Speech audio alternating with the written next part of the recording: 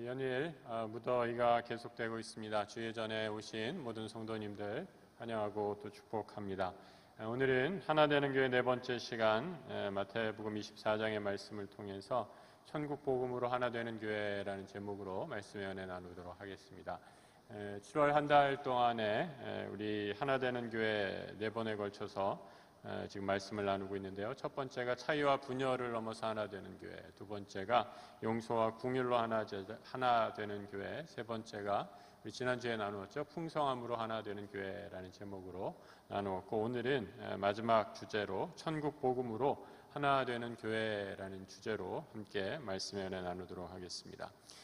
우리가 지금까지 하나 되는 교회를 이루기 위한 궁극적 목표, 바로 하나님께서 우리에게 주신 이 사명을 이루기 위함입니다. 예수가 전한 하나님 나라의 복음은 교회가 존재하는 이유라고 말씀드릴 수 있죠.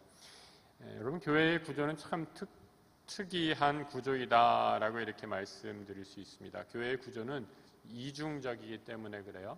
이중적이다라는 말의 의미, 겉과 속이 다르다, 그래서 이중적이다라는 말이 아니라 그런 부정적인 의미가 아니죠. 교회가 이중적이다라는 말의 의미는 교회는 거룩한 부름을 받아 이 세상에 존재하지만 이 세상에 동화될 수 없는 그런 거룩한 공동체이기에 교회는 이중적이다라고 말씀드릴 수 있습니다. 세상에 있지만 세상에 절대 동화되거나 순응하지 않는 이런 교회의 거룩함, 하나님은 레위기에서 이렇게 말씀하시고 있죠. 나는 너희의 하나님이 되려고 너희를 애굽 땅에서 인도하여 낸 여호와라. 내가 거룩하니 너희도 거룩할지어다. 여러분, 거룩하다, 이 holiness, holy라는 단어 굉장히 추상적으로 여겨집니다. 이 단어가 결코 추상적일 수 없는 이유는 하지만 바로 우리에게 성경을 하나님께서 주셨기 때문이죠.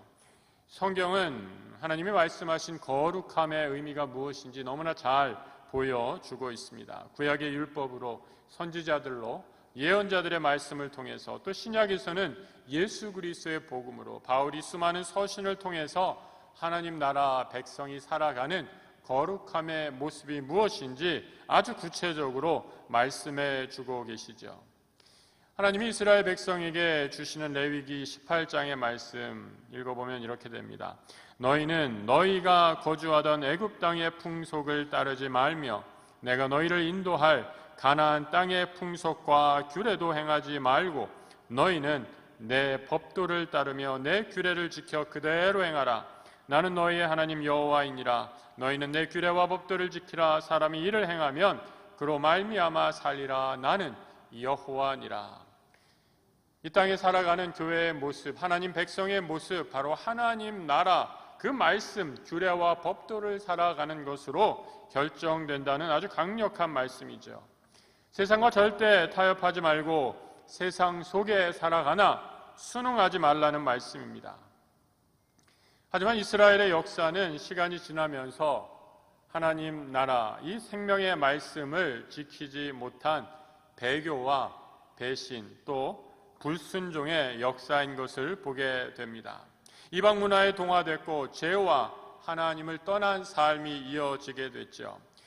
열왕기하 17장에서는 이렇게 말씀해주고 있습니다. 주님의 율례와 주님께서 그들의 조상과 세우신 언약과 그들에게 주신 경고의 말씀을 거절하고 헛된 것을 따라가며 그 헛된 것에 미혹되었으며 주님께서 본받지 말라고 명하신 이웃 나라들을 본받았다.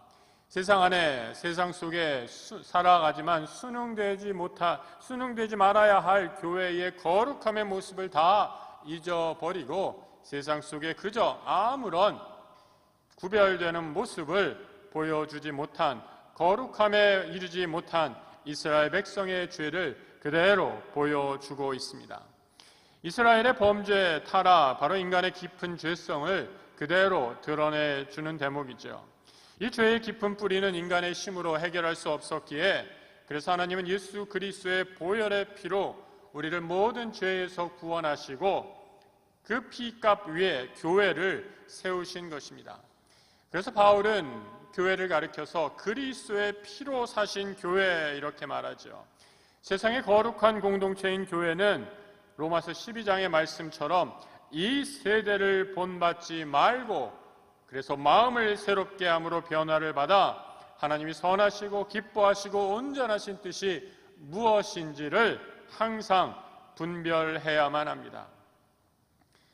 여러분, 오늘날 우리 교회의 거룩함을 방해하는 가장 강력한 영적인 도전이 무엇인가? 저는 오늘 이 시간 우리 안에 닥친 이 영적인 도전의 위기를 한 3가지 정도 말씀드리려고 합니다.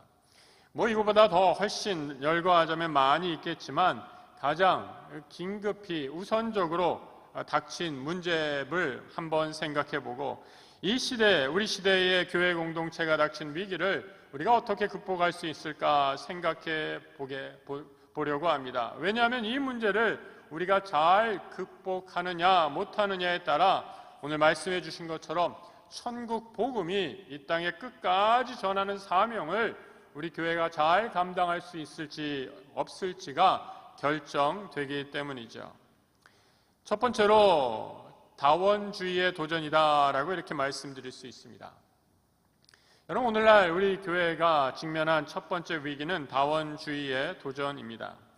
기독교 하면 믿지 않는 사람들에게 가장 떠오르는 이미지 단어는 바로 배타성이라는 단어이죠. 기독교만 믿어야 구원을 받는다, 이런 배타적인 주장이 어디 있느냐라고 이렇게 사람들은 얘기합니다. 그래서 모든 종교는 다 똑같이 정당하며 기본적으로 동일하다라는 주장이 힘을 얻고 있습니다. 예전에 대학원 수업 시간에 다원주의에 대해서 토론할 일이 있었어요. 어느 학생이 제게 이런 질문을 했습니다. 아니 선생님, 기독교, 불교, 이슬람, 힌두교 다 동일한 신이 아닙니까? 그 근본 신을 믿는다라는 점에서는 다 동일한 한 신을 믿는 게 아닙니까? 이렇게 질문을 하더라고요. 그래서 제가 다시 이렇게 물어봤죠. 그러면 자네가 말하는 다 똑같은 종교에서 한 신을 어떻게 정의할 수 있나? 이렇게 물어보니까 학생이 이렇게 대답하더라고요. 우주에 아주 가득 찬 사랑이 우리 모든 종교의 하나로 공통되는 신의 모습이다라고 이렇게 말하고 있었습니다. 여러분, 정말 우주에 있는 사랑, 그것이 우리가 믿는 하나님입니까? 우리가 믿는 하나님은 물론 사랑의 하나님이지만 하나님을 사랑으로만 축소될 수 없는 분입니다. 오늘날 다원주의는 포스트 모더니즘이라는 이름으로도 불리워지지요. 다원주의는 한 가지 진리만을 받아들이는 것이 아니라 모든 진리의 주장들이 객관적이고 공평하게 받아들이자라는 그런 주장입니다. 따라서 기독교인들은 어떠한 타 종교인을 만나도 전도와 이들을 복음화할 근거가 사라지게 되죠. 왜 그렇습니까? 그들은 그들의 나름의 종교를 믿고 나는 내 종교를 믿으면 그뿐이기 때문이죠. 우리 모두가 다 각자의 종교를 믿고 살아가기에 왜 굳이 개종시키려 하느냐라고 말하는 것입니다. 재미있는 일화가 있어요. 아프리카의 한 기독교 크리스천 사업가가 호텔에 숙박을 하게 됐습니다. 아프리카 나이지리아라는 나라의 한 호텔에 숙박하게 됐는데, 호텔에 예전에는, 요즘에는 별로 그런 것 같지도 않아요. 호텔의 그 서랍을 딱 열어보면 기도원 옆에서 이렇게 늘 갖다 놓는 성경책이 하나 있지 않습니까? 그런데 이 호텔에는 4종류의 책이 놓여 있는 것을 보고 깜짝 놀랐다라는 거예요.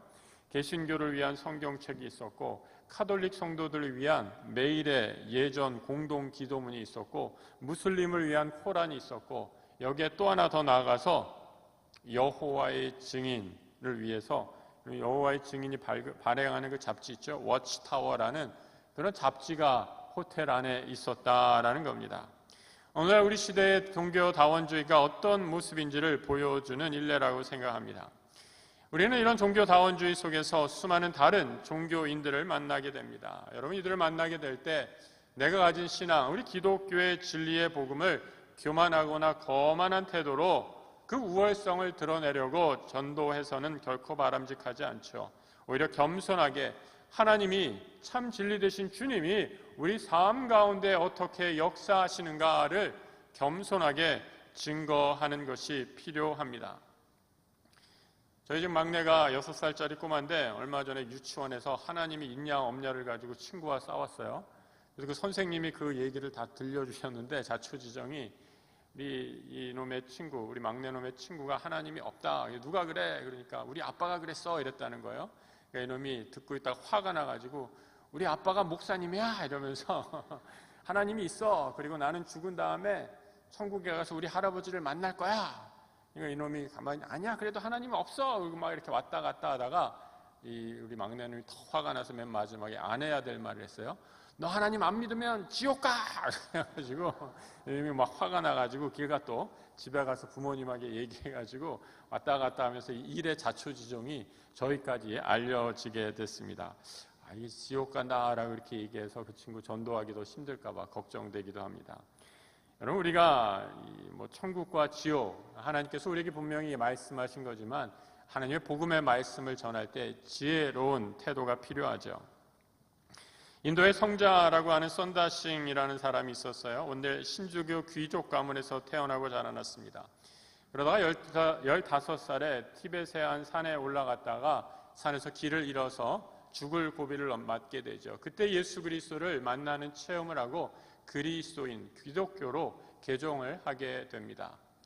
이 선다싱이 인도의 힌두교의 한 대학을 지났는데 이 힌두교의 한 교수가 와서 선다싱에게 이렇게 물었다라는 거예요. 당신이 그렇게 오랫동안 믿었던 힌두교에는 없고 기독교에는 있는 그것이 무엇이냐 이렇게 물었다라는 거죠.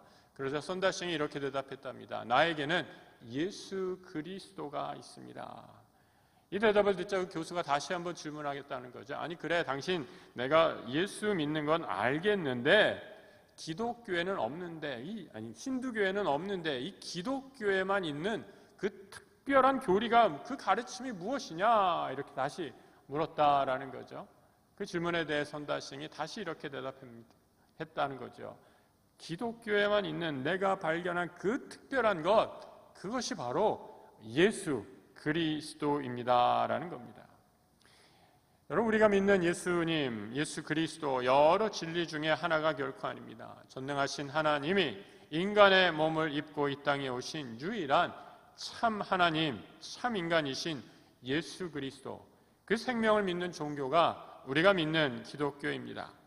수많은 종교, 수많은 진리의 주장 중에서 기독교를 기독교 되게 하는 예수 그리스도의 그 유일성, 그것을 어디서 찾을 수 있겠습니까? 다른 종교와 구별되는 예수 그리스도의 주되심, 가장 분명한 증거는 세 가지로 요약됩니다. 첫 번째로 성육신과 예수 그리스도의 구속, 세 번째로 부활입니다. 하나하나만 가지고도 한참 말씀드릴 수 있는데 오늘 아주 간단하게만 말씀드리려고 합니다. 하나님의 아들 예수 그리스도가 이 땅에 육신을 입고 오셨다. 바로 성육신이죠. 하나님은 세상을 이처럼 사랑하사 아들 예수 그리스도를 이 땅에 보내셔서 우리를 구원하셨습니다. 하나님의 아들이 육신을 입고 거룩한 말씀이 육신으로 이 땅에 오신 것이죠. 기독교를 진리의 종교라고 하는 이유, 바로 진리 대신 예수 그리스도 위에 우리 교회가 서 있기 때문입니다. 이는 세상 어느 종교에서도 볼 수 없는 기독교만의 거룩한 진리이죠. 이 땅에 육신을 입고 오신 하나님의 아들이 나를 위해 피 흘리시고 나를 위해 구원해 주셨습니다. 그리고 죽음을 이기시고 부활하심으로 그 부활을 약속해 주신 것이죠. 이것이 기독교에 드러난 오늘 본문에서 말하는 천국 복음, 만 민족에게, 온 백성에게 전파되어야 할 천국 복음의 핵심이고 우리가 전해야 할 지상 명령입니다. 우리 사랑하는 성도들, 예수 그리스도의 진리 되심에 절대 흔들리지 않으시기를 바랍니다. 다원주의자들이 말하는 것처럼 여러 종교 중에 하나를 믿는 잘못된 가르침에 현혹되는 일 없이 참 진리이신 예수 그리스도 위에 온전히 서시는 우리 성도들 되시길 축복합니다. 두 번째, 우리 교회가 오늘날 도전하고 있는 두 번째 도전은 맘모니즘, 바로 재물의 도전입니다. 교회는 이 세상에 존재한 이후에 강력한 세속주의의 하나인 재물, 바로 돈의 크고 작은 영향을 받아왔습니다. 재물을 포함한 세상이 주는 모든 즐거움을 거부하는 것을 이 금욕주의라고 이렇게 말할 수 있죠. 여러분, 기독교 역사상에 아주 극단적으로 이런 금욕주의 영성을 추구한 분들이 얼마나 많이 있는지 모릅니다. 다 세상을 버리고 모든 재물과 모든 부귀 영화 권세 다 버리고 사막으로 산으로 올라가서 아주 극단적인 금욕 생활을 한 사람들이죠. 하지만 성경을 보면 재물도 분명히 하나님의 축복입니다. 재물이 우리를 위협하는 영적 위기, 걸림돌이 되는 것은 바로 재물을 하나님보다 더 우선시할 때이죠. 하나님과 재물의 순서가 바뀌어 버릴 때입니다. 모든 만물의 주인이신 하나님이 재물도 우리에게 허락해 주셨다면 이 재물을 믿음으로 다스려야 하는데 우리의 믿음이 연약해서 재물의 유혹에 쉽게 넘어가 그 심에 노예가 되고 마는 거죠. 주님은 이 땅의 성도가 재물을 섬기지 말아야 됨을 분명히 가르쳐 주십니다. 마태복음 6장의 말씀, 너희를 위하여 보물을 쌓아두지 말라. 거기는 좀과 동록이 해하여 도둑이 구멍을 뚫고 도둑질하느니라. 누가복음 12장의 말씀, 삼가 모든 탐심을 물리치라. 사람의 생명이 그 소유에 넉넉한 데 있지 아니하니라. 이 땅을 사는 거룩한 성도, 교회의 가장 첫 번째 관심이 하나님 나라가 하나님의 영광을 위해 사는 것인데 나의 필요, 나의 안위만을 구하다 보니까 재물에 큰 욕심을 부리게 될 때 우리 영혼의 내면의 질서가, 영적인 질서가 파괴되어 버리고 맙니다. 하나님이 내 삶의 중심이 아니라 재물의 삶의 가장 중심에 자리하게 되지요. 그래서 바울은 재물의 유혹을 이기는 좋은 영성 훈련의 태도 하나가 바로 자족함이다라고 이렇게 말합니다. 빌립보서 4장의 말씀, 내가 궁핍함으로 말하는 것이 아니라 어떠한 형편에든지 나는 자족하기를 배웠다라고 이렇게 말합니다. 또 디모데전서 6장에서는 자족하는 마음이 있으면 경건은 큰 이익이 되느니라. 우리가 세상에 아무것도 가지고 온 것이 없음에 또한 아무것도 가지고 가지 못하리니 우리가 먹을 것과 입을 것이 있은즉 족한 줄로 알 것이다 라고 말합니다. 자족함은 물질이라는 세속의 힘, 이 힘을 물리치는 아주 좋은 영적인 파워를 가지고 있다라고 가르쳐줍니다. 이번에 전교인 수련회 예상보다 많은 재정이 들어서 얼마나 많은 분들이 수고해 주시고 또 후원해 주셔서 얼마나 감사한지 모릅니다. 여러분, 재정이 없으면 선교도 또 우리 교회 사역도 할 수 없죠. 그러다 보니 자칫 교회 공동체가 받는 유혹, 하나님을 의지하는 것보다 재정을 더 의지하게 된다는 것입니다. 오늘날 좋은 교회의 판단 기준은 눈에 보이는 큰 예배당, 성도들의 수, 그리고 연말에 얼마를 결산하느냐에 따라 결정됩니다. 여러분, 오해하지 말고 들으시기 바랍니다. 교회가 부흥해서 성도가 늘어나고 재정이 든든해지면 얼마나 감사한 일이겠습니까? 우리 모두가 바라는 희망사항이겠죠. 하지만 더 중요한 질문은 교회가 그런 양적 성장과 더불어서 교회의 거룩함이 세상에 온전히 더 잘 드러나는가라는 질문입니다. 더 크고 웅장한 건물, 더 많은 재정을 위해 교회는 하나님보다 재물을 더 섬긴 것이 아닌가.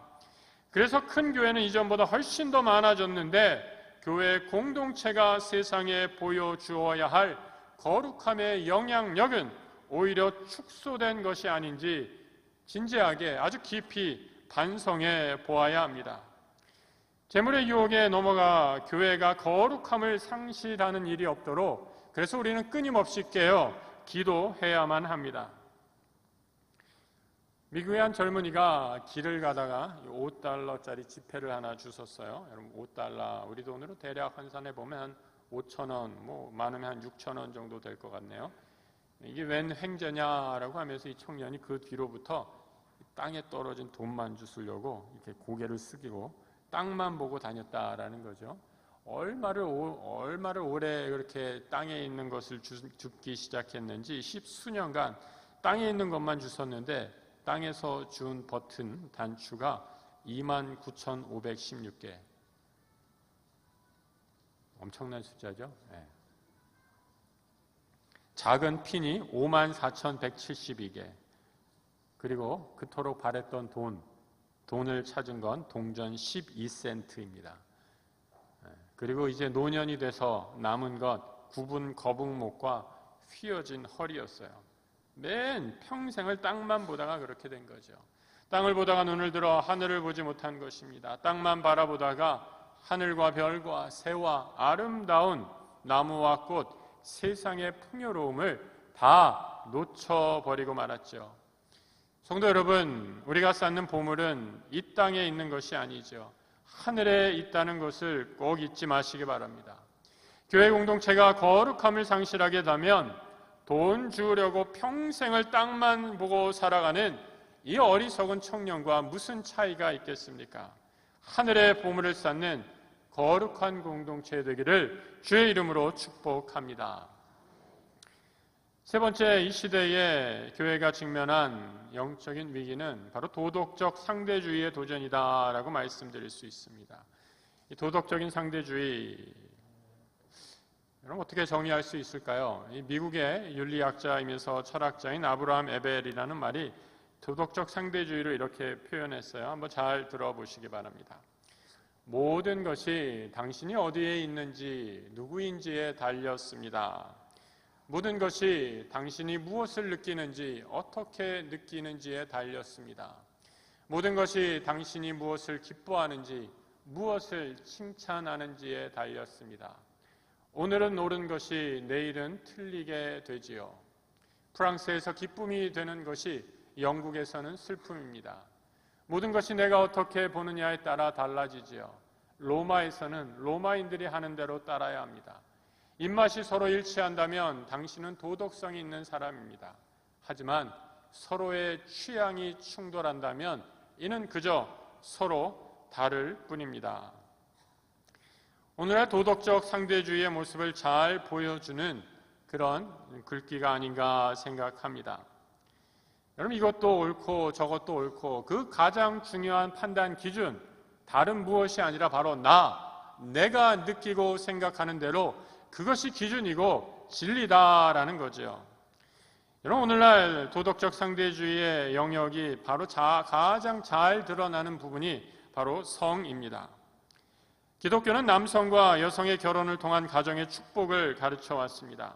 하나님이 주신 남성과 여성의 결혼을 통한 결합입니다.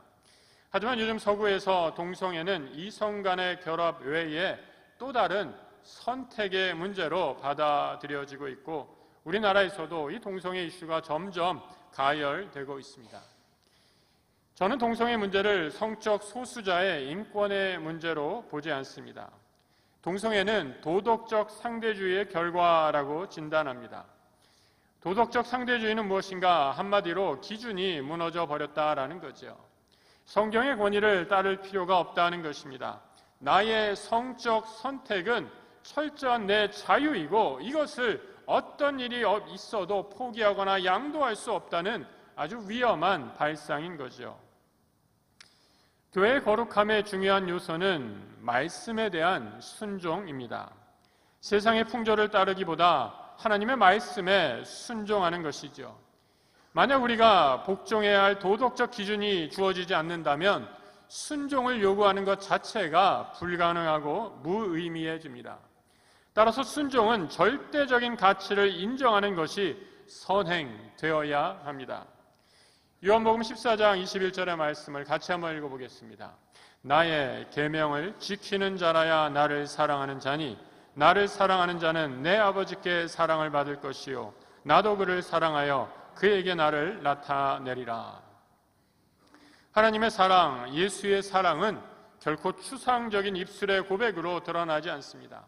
말씀을 따라 지키고 순종함으로 그 열매가 맺어진다라는 겁니다. 그 말씀을 지키고 따를 때 하나님은 우리에게 하나님의 사랑을 우리에게 보이시고 나타내 주시겠다 약속하셨습니다. 시몬 베드로가 말로는 다른 모든 이들이 다 주를 배신해도 나만은 주님을 배신하지 않겠다, 이런 위대한 입술의 고백을 주님께 드렸죠. 하지만 이런 입술의 고백 후에 그는 바로 주님을 배신했습니다. 여러분, 우리가 아무리 감동적인 찬양을 부르다가 눈물을 흘리고 찬양한다 해도 그것이 우리 삶을 다 드리는 순종이 될 수 없다는 것 우리 스스로가 너무나 잘 알고 있지 않습니까? 주님, 내가 주님을 사랑합니다. 눈물을 흘리며 회개 자복하고 고백한다고 해도 또 돌아서면 죄를 짓고 주님을 떠나는 연약한 인생임이 바로 나라는 것을 얼마나 우리가 뼈저리게 실감합니까? 주님 내가 사랑합니다. 바로 이 말은 주의 말씀에 내가 얼마나 순종하느냐, 실천의 문제로 삶의 문제인 것입니다. 그리스도를 따르는 제자들에게 순종이란 선택의 문제가 아닙니다.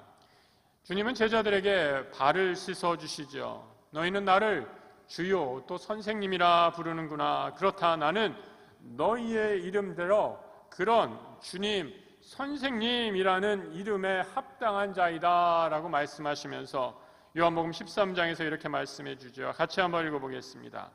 내가 주와 또는 선생이 되어 너희 발을 씻었으니 너희도 서로 발을 씻어주는 것이 옳으니라. 내가 너희에게 행한 것 같이 너희도 행하게 하려 하여 본을 보였노라. 너희가 나를 선생이요 주라 부른다면 너희도 내가 행한 것 같이 다른 사람에게 행하여 이 사랑을 실천하라라고 이렇게 말씀합니다. 주인 되신 예수의 권세에 내가 순종하게 될 때 하나님께서 우리에게 주시는 참 자유, 기쁨, 해방의 의미를 깨닫게 될 것이기 때문이죠. 오직 천국 복음을 위해 교회가 하나 되어 시대의 위기를 극복하고 하나님 나라의 사명을 감당하기를 간절히 기도합니다. 예수 그리스도의 참 진리로 무장해서 온갖 거짓을 물리치고 천국 복음을 선포하는 하나 되는 교회 되기를 기도합니다. 물질이 우상이 되어가는 이 시대에 물질의 유혹에 넘어지지 않고 하나님을 가장 소중한 분으로 모시며 우리 주님의 주인 되심을 선포하는 천국 복음을 전파하기를 기도합니다. 마지막으로 이것도 저것도 다 옳다 하는 도덕적 상대주의의 늪에서 벗어나 우리 주인 되신 예수 그리스도 그분의 말씀에 순종함으로 그 삶을, 그 말씀을 우리의 삶으로 살아내는 참된 주의 제자들 다 되시길 주의 이름으로 축복합니다.